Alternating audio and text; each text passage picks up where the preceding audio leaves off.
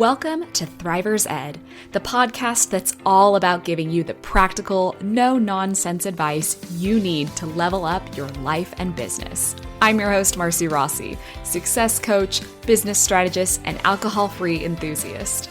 If you're ready to crush your goals, optimize your productivity, and live your best, most authentic life, then you're in the right place.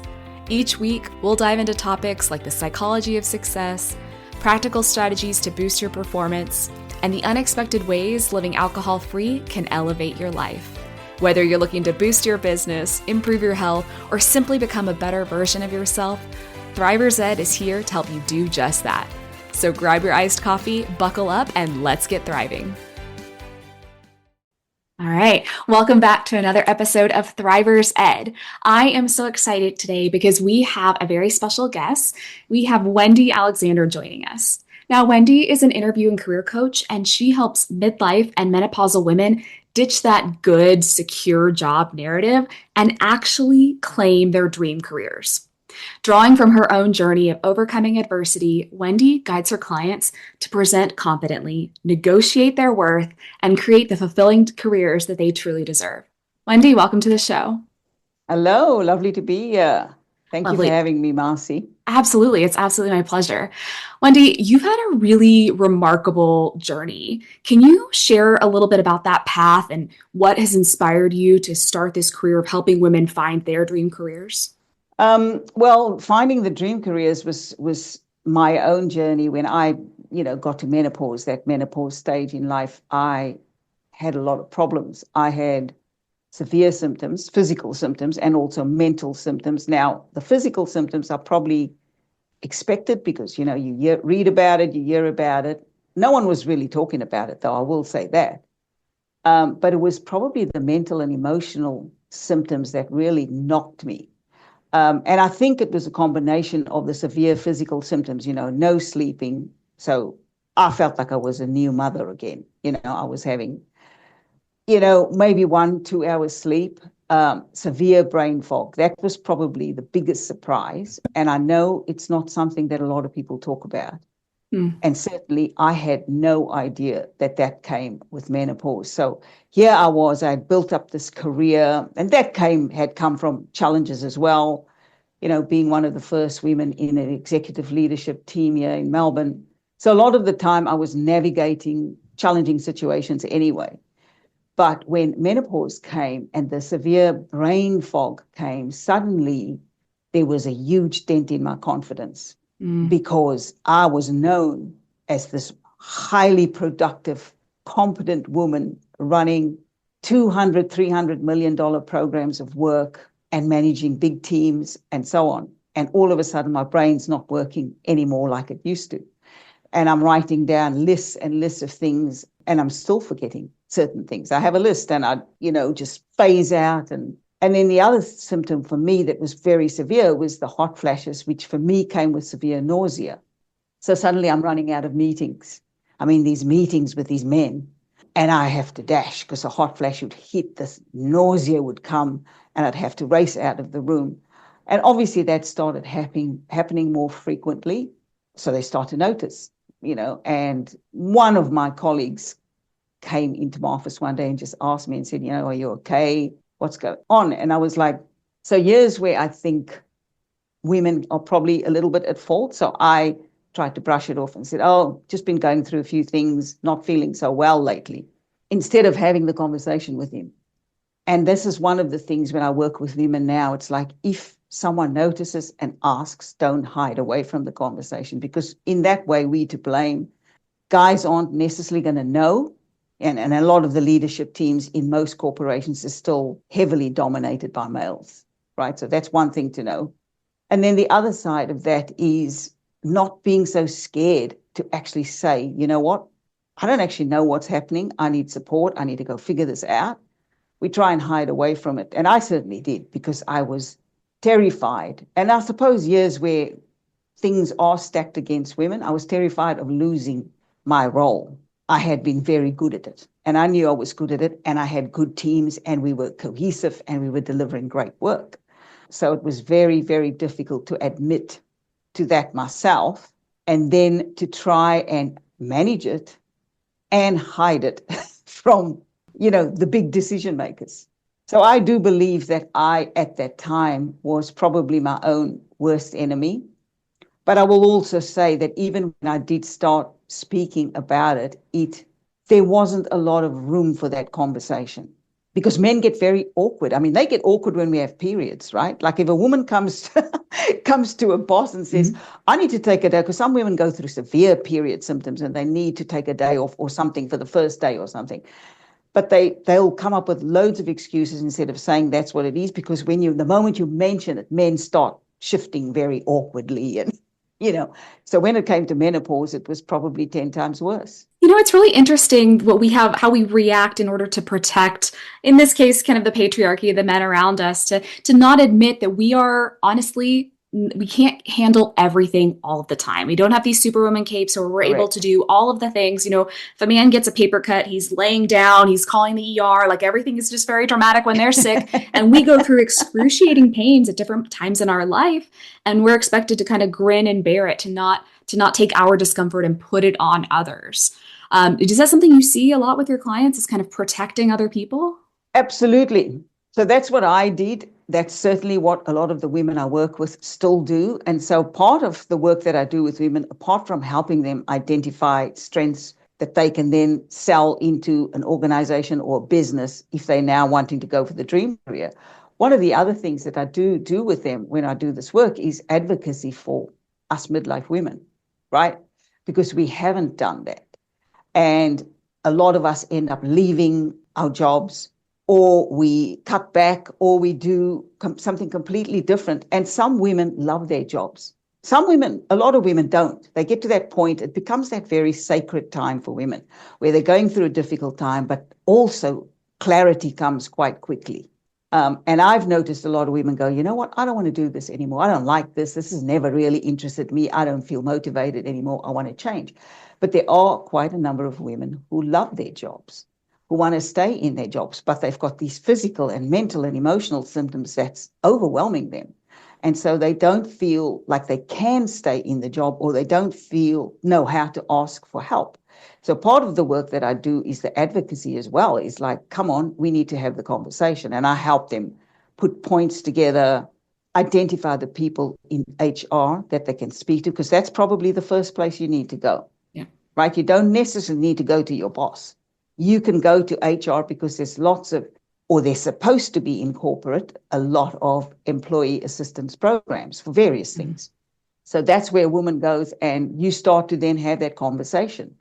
But I think if you're not having the conversation, no one's ever going to really know, or ever going to move towards that change. Change does not happen because we stay silent, right? And that was one of the things that I learned. I was one of the ones that ended up leaving corporate. Now, I was fortunate because I had a side business in career coaching and resume writing, which I had started 20-something years earlier, based on my own needs to change my career, single mother, pregnant, alone, and having to start again. So I created my own system to create the kind of career and get the income that I wanted and that I needed at the time when I had to start over with my unborn baby. So I had that, but that was very much a part-time business, very much side gig, maybe 5 hours a week. That was it. But I did have that something. And I also noticed, because one of the things I started to do was journal through that time. So I went through really crappy menopause symptoms for probably a year before I started to look at it and go, you need to do something about this. Like, you can't just keep trying to push through and hide and all of these things.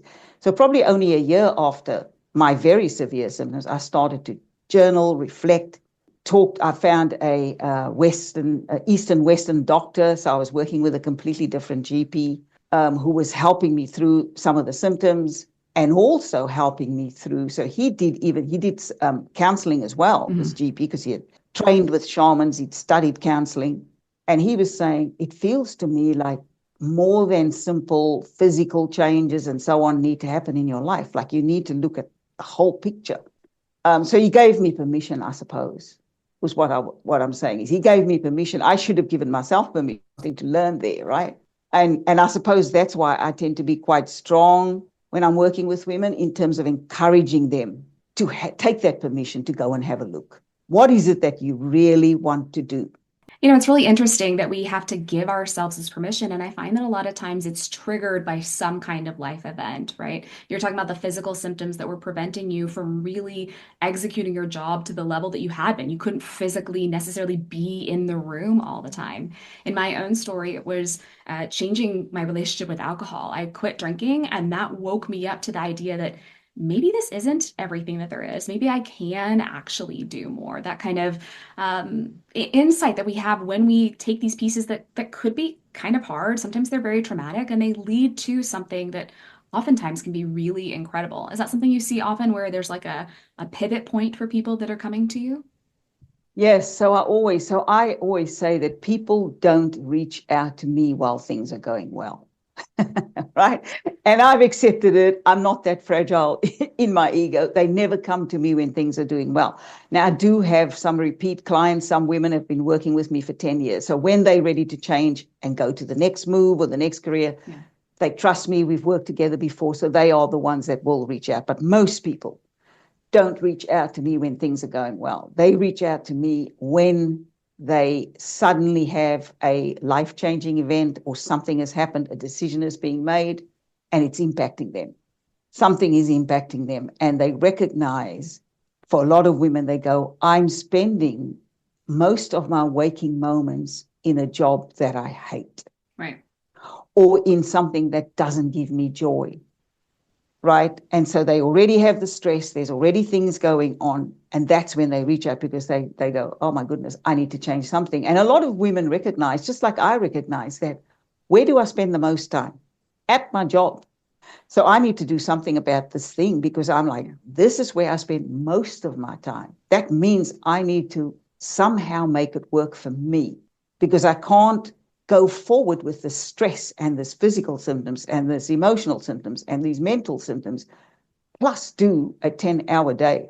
So I recognize that for me, it was like, what was the next best step I could do? What was the first step I could do? I had to reevaluate the place that I was working and how that was contributing to this already stressful time that I was going through. And I knew that that wouldn't change because when you're delivering huge programs of work that's worth hundreds of millions of dollars, that is not going to change. You need to be up to the task. You need to be able to manage the teams. You need to be able to pivot when things start going wrong. So that kind of level of stress is never going to change. And so that's when I started to really go into an assessment, what I would call a self-assessment, and go, okay, what is happening in your life? This is happening. These are the symptoms. This is the stresses.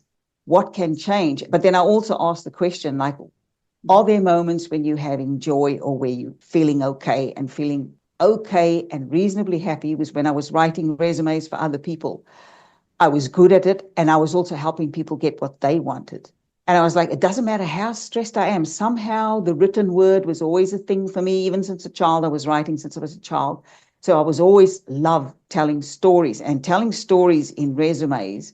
I noticed that was one of my, I suppose, empowering things that I could do. And it wasn't only making me feel good, it was helping other people. So I was like, okay, there's something I've identified. And I'd already been coaching people on through interviews, things like that, because everything that I'd applied to my life to get me through that career and get me climbing from strength to strength so rapidly was what I was teaching other people. I was teaching them what I'd done for myself, really. And I noticed that even when I felt really yucky, when I sat down for an hour and wrote a story around someone's resume or their LinkedIn profile, or when I was helping them practice in interviews, I was like, I feel really good doing this. So I was like, well, you've got something already. Let's go do something with it. Now, I will say I did not just quit the job, and I don't advise anybody to do that.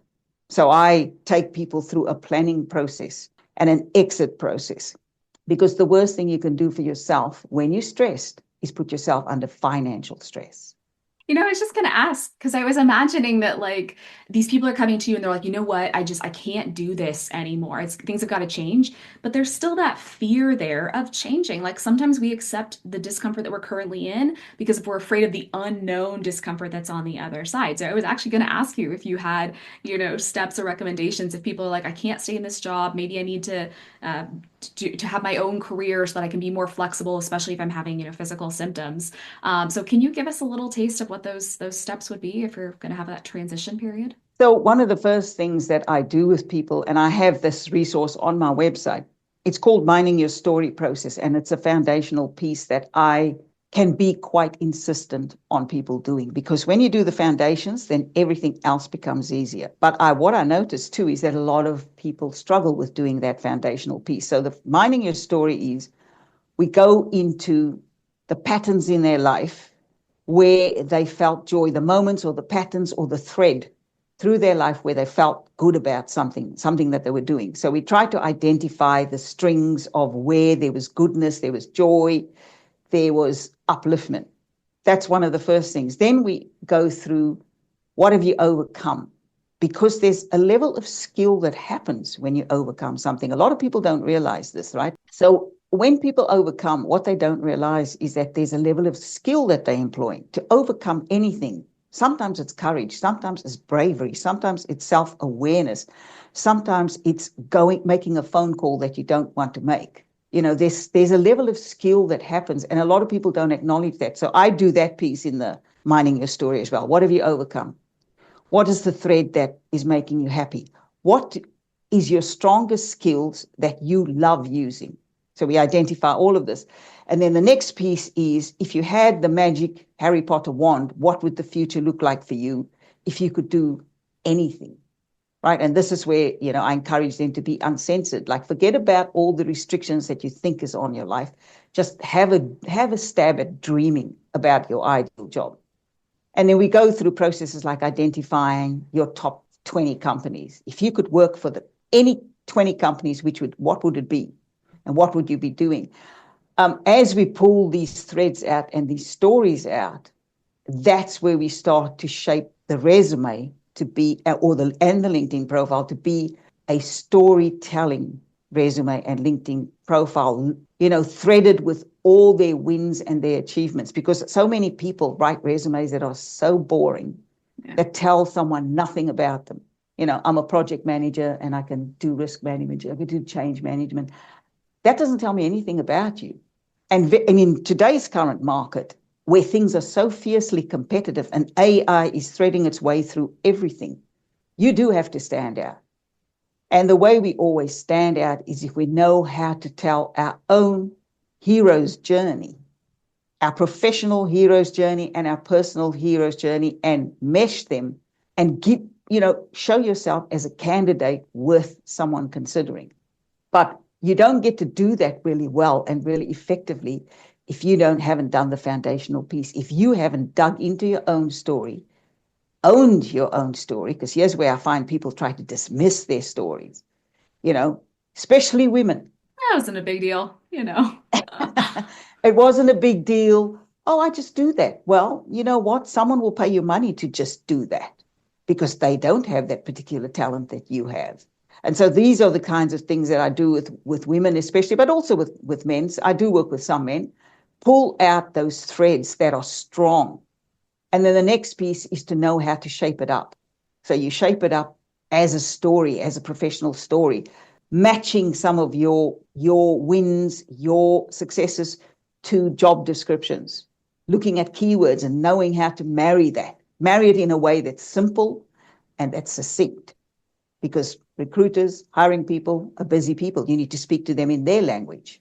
Yeah, for sure. If you're speaking to them in this long-winded story, especially even in an interview, you are chewing into their time, and it also shows a lack of awareness for this busy person. And so all of these kind of things, it's a whole process that I take people through, right? So that's one of the pieces. But I'd say the first steps that we do is to identify the story, identify the wins, complete the mining your story piece. Then we start to shape up the documents.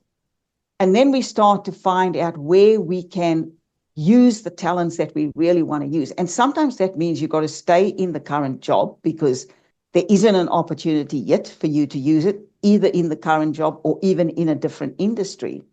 But volunteering becomes really important because that is one of the best ways to test your skills, to go to an organization where you can volunteer the skills. Now, one of the reasons I say that this is a good way to test it is because I've also seen people get huge surprises. This happened with me. I was volunteering at an organization once. Some CEO was also volunteering. And he just pulled me aside one Saturday because we used to volunteer at this homeless shelter on a Saturday. And he said to me, I've been watching you for a couple of weeks, how you communicate with people, how you know how to get people to do tasks and to gel together as a team. He said, would you like to come work for me? Now, this happened out of the blue. And it's not only happened with me, because this is when I start encouraging my clients to volunteer and to go test their skills, to try and see if they can build up, or if they're missing skills, maybe go volunteer in a place where you can build those skills. For some of them, they've also had similar offers. It's happened in a volunteering basis. Some high-powered decision maker is also volunteering and watching and watching. You don't know where your opportunity is going to come from. Sorry, I was just going to say my mom is somewhere smiling because couple of years ago, a little bit of time since then, I was getting into libraries, and she was recommending that I go out and volunteer. Like, she was specifically saying within organizations so that I'm able to prove myself, show my skills, demonstrate that sort of thing. And whether or not it's just in the library world or volunteering at a broader thing, I can imagine that there's a misconception out there around volunteering, and why should I give my time for free when I could be doing something for paid work? Are there other misconceptions that you see that you've combated over the years?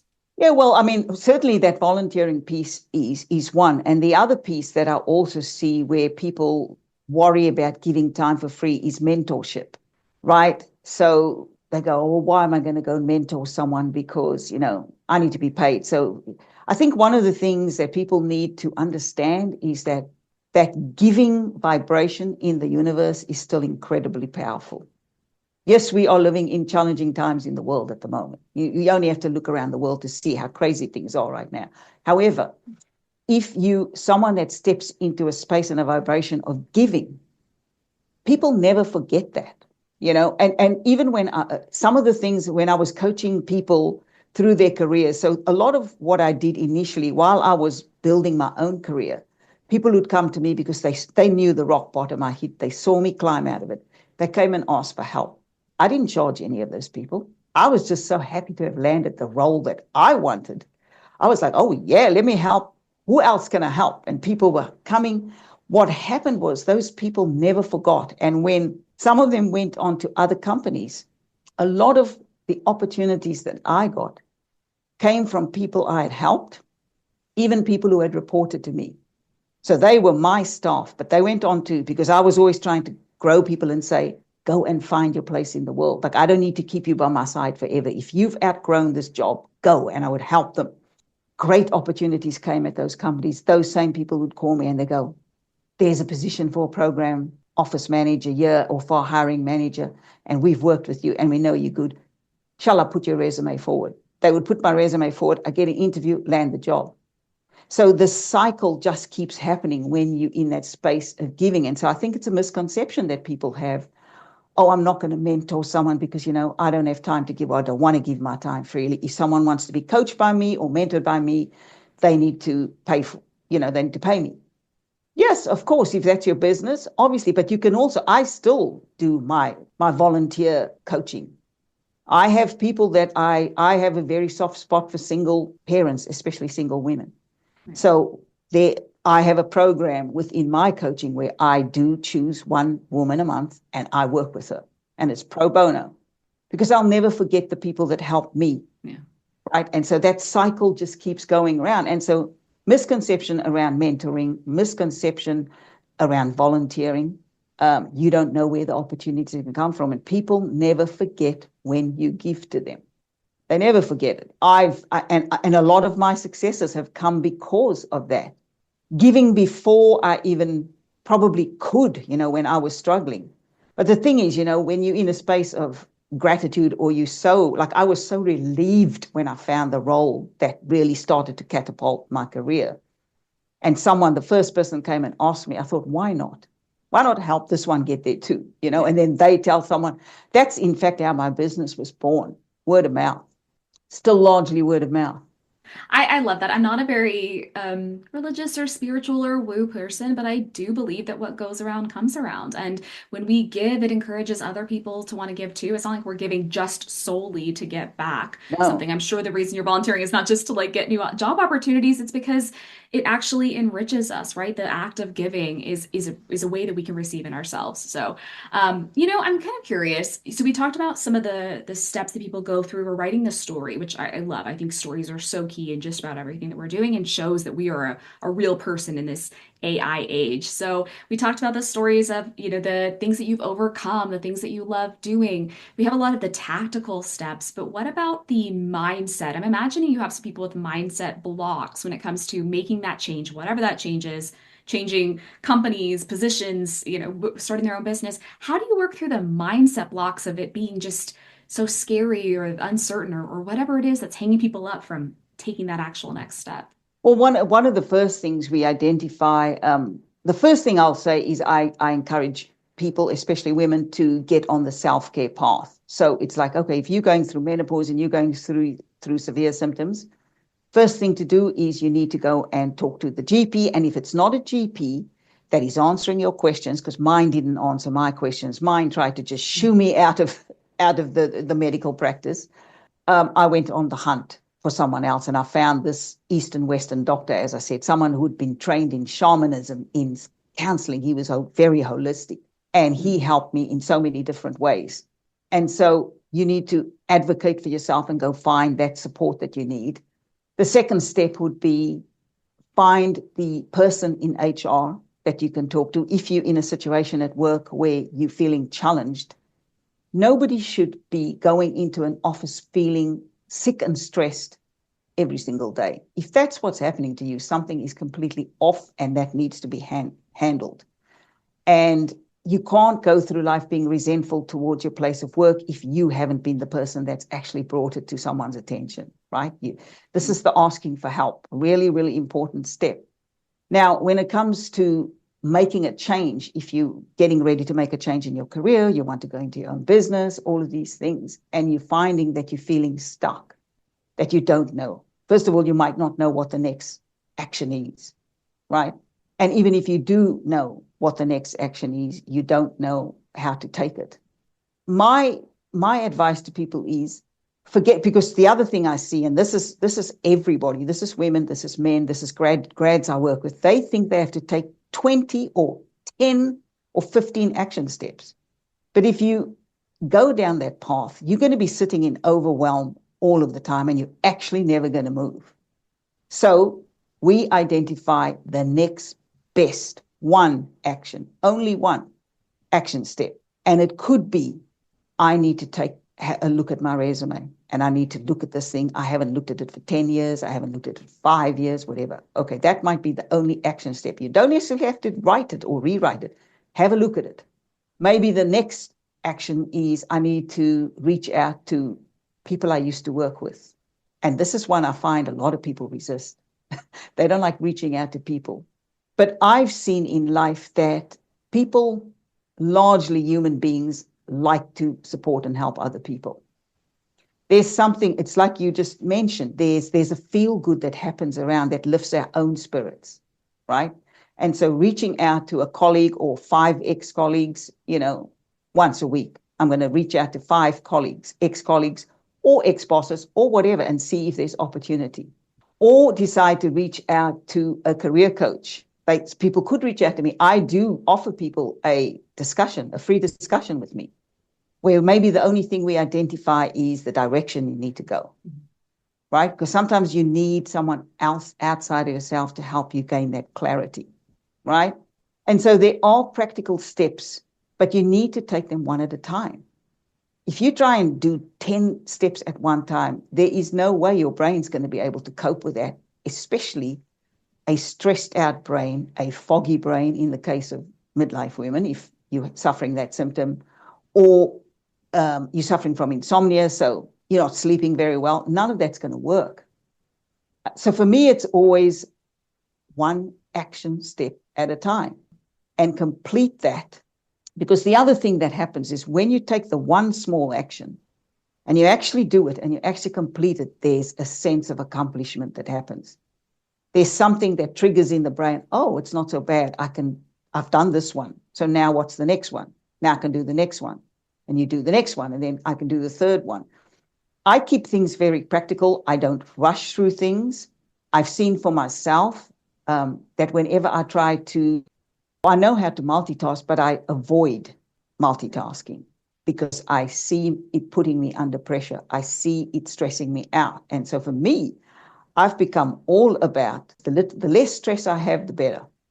How can I do my work? How can I live my day? How can I live my life with as little stress as possible? And maybe if that's the only mantra someone picks up from this conversation, that's a good one. That's a great one. I mean, that's my business model, right? It's how can we make things simpler so we don't have to hustle all the time, work all the time? What can we set up to support us so you don't have to go from a full-time job maybe to working 9 to 9 on your own business? And I think there was another the mindset reframe in there too that I heard where it's very common business advice when people are starting out to do that friends and family email, right? To Yep. reach out to your past friends and family, your colleagues, whatever that is. Yes. And a lot of times we get hung up because like, I don't want to bother people. I don't want to, I think that's the main issue there. I don't really want to bother people. But another way we could look at that is we're giving people an opportunity to help. Yep. And we feel good when we help others, right? So we're giving them an opportunity to feel good. And of course, presumably what we're offering has value. So maybe we're,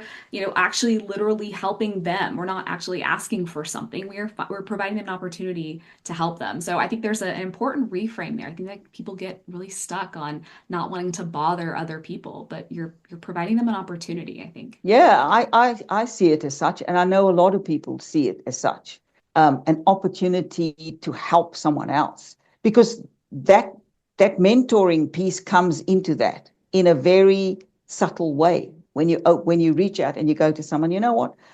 I'm thinking of a career change. I'd love to hear your perspective. That is, in fact, what changed everything for me when I was broke, destitute, pregnant with my daughter. I realized that the people, because at the time I was like, I need to make so much more money a year just to get out of the debt that I was in. And I was like, who can help me do that? And then I was like, well, the people that give jobs to people, the decision makers, which was the recruiters and hiring managers. And I reached out to people, and all I said to them was, I'm thinking of making some changes in my career. I'd love to have your perspective, or maybe get some advice for you.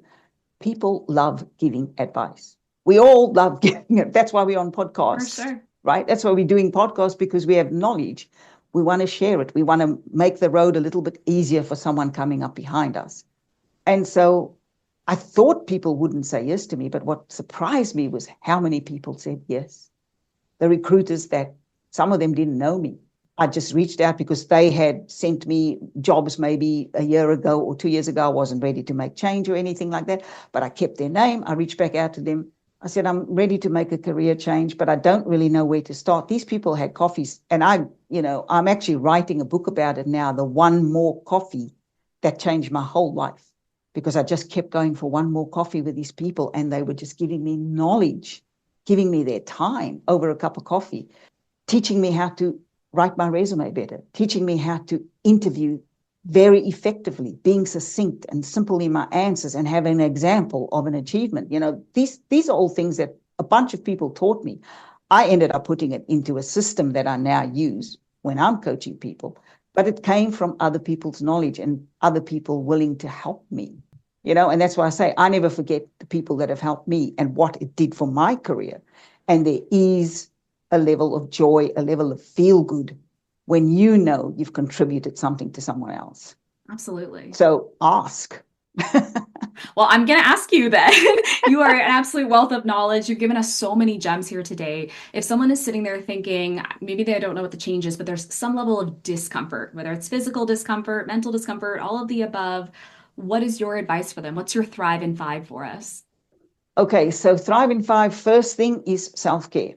That is number one. You need to get that when you're starting to feel overwhelmed, and wherever you get it, you can get it from a friend, you can get it from a family member. I recommend you go to an expert. So if you're needing psychological help, because I did, and I realized that my family couldn't help me. There were certain things they didn't understand. I actually had to go to an expert. So go to an expert. If you're needing help with career change, there again, go to an expert. Even if you only have the initial conversation with someone like me who does it, so many minutes for free, let's have a chat and see if I can get you in the right direction. Talk to someone. You do need to start reviewing the resume. You need to review your story, because that's going to feed the resume. It's going to feed the LinkedIn. It's going to feed how you want to be perceived in the world and how you want to offer what you have to offer, right? So, what have I said? 3 now. Get onto LinkedIn. I know people resist it. They hate it. A lot of people hate it. But it is networking. Networking makes a massive difference when you're trying to make a career change.